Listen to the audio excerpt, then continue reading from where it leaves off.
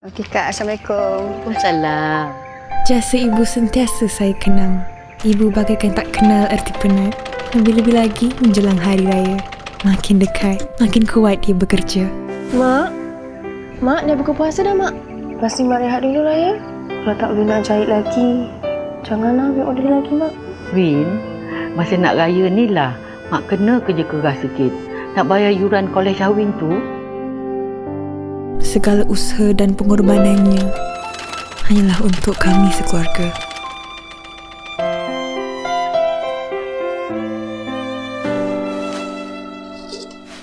Mak! Baca dah, Mak. Beasiswa, Win. Alhamdulillah, Mak. Saya sentiasa ingat pesan ibu. Dengan kudrat dan keikhlasan di hati, pasti ada berkat yang menanti.